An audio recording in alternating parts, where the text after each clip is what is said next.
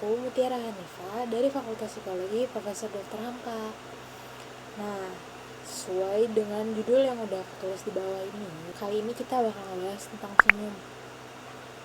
Buat kalian yang nggak tahu, senyum tuh apa sih? Atau jangan-jangan kalian nggak tahu lagi tuh sama siapa? Kalian penasaran kan? Oke, aku jelasin ya. Ini sih yang kayak gini nih. Nah gitu. Nah, buat teman-teman yang jarang senyum atau bahkan nggak pernah senyum, jangan deh. Kalian pasti bakal terkejut setelah dengerin ini. Simak sampai akhir ya. Senyum tuh nular. Percaya nggak? Nih, coba deh kalian jalan. Entah mau kemanapun, terus kalau ketemu sama orang kalian gini, pasti nanti senyumin balik. Kecuali kalau dia matanya minus, pasti nggak senyumin balik, soalnya nggak kelihatan buram. Tapi kita bisa yakin gak sih kalau itu senyumnya positif atau bukan? Nah, buat yang kayak gitu, itu ada orang-orang yang memiliki kecerdasan emosi yang tinggi, yang mampu mengetahui fakta di balik senyuman seseorang. Tapi walaupun dengan ilmu kayak gitu, bukan berarti kita harus suzon atau berprasangka buruk ke orang lain ya. Nah, itu tadi yang aku sebutin menurut GoLive.id. Nah, sekarang kita ke yang menurut agamanya. Dalam Islam, Rasulullah Shallallahu Alaihi Wasallam bersabda, tersenyumlah ketika bertemu dengan saudara kalian adalah sebuah ibadah. Hadis riwayat Imam Tirmizi, Ibnu Hibban, dan Al-Baihaqi. Nah, dalam Islam itu kalau kita senyum, kita dapat pahala. Itu sangat amat dianjurkan. Bahkan yang tadi aku bilang, kalau misalkan Rasul tuh nganjurin kita buat senyum kan ke saudara kita sendiri, makanya kita harus banyak-banyak senyum. Karena apa? Menurut aku pribadi, kalau misalkan kita senyum, orang tuh nggak segan ngeliat kita. Jadi kesannya kita tuh ramah, baik gitu. Jadi orang tuh nggak perlu takut. First impression orang-orang ke kita juga nggak bakal buruk. Tuh. Menurut Aisyah, istri Rasulullah, juga mengatakan Rasulullah adalah figur suami yang mulia dan bijak di hadapan istri-istri. Ketika bersama istrinya, Rasulullah tampak kerap tertawa dan tersenyum simpul. Nah, hal ini juga diriwayatkan At-Tirmizi. Belum pernah aku menemukan orang yang paling banyak tersenyum seperti halnya Rasulullah Shallallahu Alaihi Wasallam. Nah, Nabi kita sendiri aja ngajarin kita buat banyak-banyak senyum. Kita sebagai umatnya yang ngikutin ajaran-ajaran Nabi, harusnya kita juga ngikutin Nabi, tersenyum ke sesama. Nah, karena tadi aku udah bilang kalau misalkan senyum itu adalah sebuah simbol emosional yang paling positif. Nah, sebuah simbol emosi itu kan bisa nular guys. Jadi kalau misalkan kita marah, orang-orang kita kan pasti bakal hawanya bete, gerah gitu kan. Orang-orang sekitar kita pasti bakal risih. Nah, kalau misalkan kita senyum, kita senang, orang-orang sekitar kita tuh bakal ngerasain hal yang sama. Kita bakal enjoy sama hidup kita. Kita bakal nggak terlalu ngerasa kalau misalkan hidup ini tuh terlalu banyak beban, karena kita senyum gitu.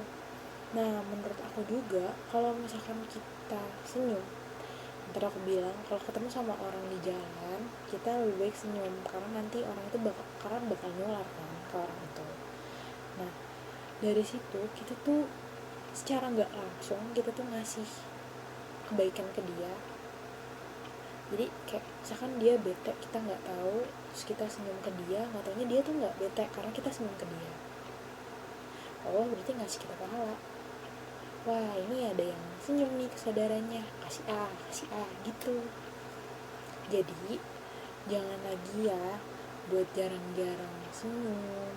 Nah, kemudian senyum adalah ciri khas kelembutan seseorang, perwujudan cahaya sunnah yang lembut dalam realitas kehidupan dan dicintai oleh Allah Subhanahu wa Ta'ala. Bayangin, kita cuma senyum aja udah dicintain sama Allah. Keren kan? Kayak kita harus banyak-banyak senyum tau guys. jangan enggak. Kan udah dibilang kalau senyum itu adalah emosi positif, otomatis bisa nular. Senyum merupakan kekuatan itiba seseorang kepada Rasulullah Shallallahu Alaihi Wasallam, di mana dia suka senyum kepada umatnya. Tuh, Rasul aja suka senyum guys. Dan juga merupakan bukti iman dan kesalehan seseorang. Wow, bayang dong orang yang suka senyum imannya kayak gimana, solehnya kayak gimana. Terus tentu saja layak mendapatkan pahala di hadapan Allah karena senyum adalah sedekah. Itu dia sedekah. Oh my god, alhamdulillah banget ya. Dan sedekah bukti nyata. Berarti sedekah bukan cuma uang, pakaian, makanan. Berarti senyum juga sedekah guys. Jangan lupa senyum. Oke? Allah juga menyebutkan di dalam Al-Quran kriteria senyum yang baik, yaitu ada di surat An-Naml ayat 19 yang artinya, maka dia, Nabi Sulaiman alaihi salam, tersenyum sembari tertawa karena mendengar perkataan semut itu. Dan dia berdoa, ya Tuhanku, berilah aku ilham untuk tetap mensyukuri nikmat-Mu yang telah Engkau anugerahkan kepadaku dan kepada dua orang ibu bapakku, dan untuk mengerjakan amal soleh yang Engkau ridhoi. Dan masukkanlah aku dengan rahmat-Mu ke dalam golongan hamba-hamba-Mu yang saleh. Nah, menurut Allah itu adalah senyum yang paling indah, yaitu senyum sembari tertawa. Gimana caranya? Nah, senyum yang dimaksud di An-Naml ayat 19 tadi itu bukan senyum biasa gini, tapi senyum menunjukkan gigi atau yang biasa kita sebut dengan nyengir. Nah, senyum yang kayak gitu tuh yang Allah suka, kayak gini gitu. Jangan lupa dipraktekin ya guys, tapi jangan kebanyakan senyum juga. Kalau kebanyakan senyum ntar dikira gak waras. Oh iya, senyum yang tadi itu disebut dohikah. Selain kriteria senyum yang Allah suka, ternyata Allah juga menyebutkan di dalam Al-Quran senyum yang Allah gak suka, yaitu senyum merendahkan atau mengolok-olok orang lain. Itu ada pada surat Al-Mutaffifin ayat 29 yang berbunyi, orang-orang yang berdosa adalah orang-orang yang biasa menertawakan orang yang beriman. Nah, maksud senyum yang di situ itu adalah senyum yang mengolok-olok orang lain atau merasa tinggi dibandingkan orang yang dia temuin gitu. Jadi kayak kita meninggi untuk merendahkan orang lain. Nah, itu tuh nggak boleh guys. Allah nggak suka orang yang kayak gitu ternyata. Jadi kita nggak boleh yang namanya rendahin orang lain ya. Nah, seperti orang-orang kafir Quraisy yang menertawakan orang-orang beriman. Orang-orang kafir Quraisy merasa kalau misalkan mereka tuh lebih superior, lebih tinggi derajatnya dibandingkan orang-orang beriman. Padahal kondisinya belum tentu.